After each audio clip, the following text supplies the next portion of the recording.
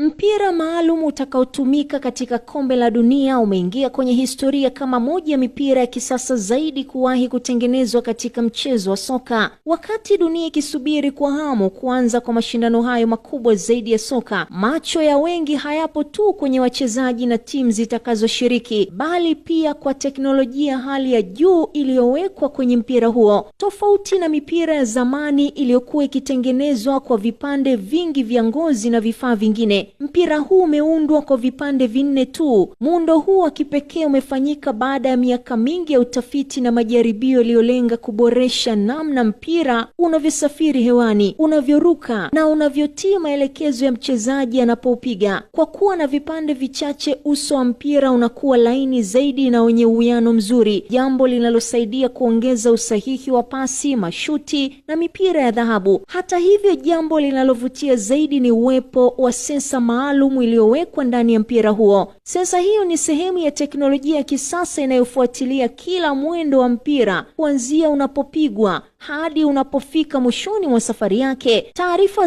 zinazokusanywa na sensa hiyo hutumwa kwa mifumo ya kompyuta kwa wakati halisi, hivyo husaidia waamuzi na mfumo wa VAR kufanya maamuzi sahihi zaidi wakati wa mechi. Teknolojia hii imekuwa msaada mkubwa zaidi katika kutambua matukio muhimu yanayotokea ndani ya uwanja. Kwa mfano, ina uwezo wa kusaidia kubaini kwa usahihi kabisa ni wakati gani mchezaji amegusa mpira, jambo ambalo ni muhimu katika maamuzi ya offside. Zamani baadhi ya maamuzi hayo yalikuwa yakizua mabishano makubwa kati ya wachezaji, makocha na mashabiki, lakini sasa teknolojia hii ina lengo la kupunguza makosa ya kibinadamu na kuongeza haki katika mchezo. Mbali na hilo, mpira huo umeundwa kwa vifaa vya hali ya juu vinavyowezesha kudumu katika mazingira mbalimbali ya hali ya hewa, iwe kwenye joto kali, baridi au mvua. Ubora wake unabaki kuwa ule ule. Wataalamu wa soka wanaamini kuwa ubunifu huu utasaidia wachezaji kuonyesha uwezo wao wa hali ya juu zaidi, kwa sababu watakuwa wakicheza na mpira wenye uthabiti mkubwa. Kwa mara nyingine tena, maendeleo ya teknolojia yanaonyesha jinsi soka linavyoendelea kubadilika kutoka kuwa mchezo wa kawaida hadi kuwa mchezo unaotegemea pia sayansi na mifumo ya kisasa. Mpira huu si tu chombo cha kuchezea,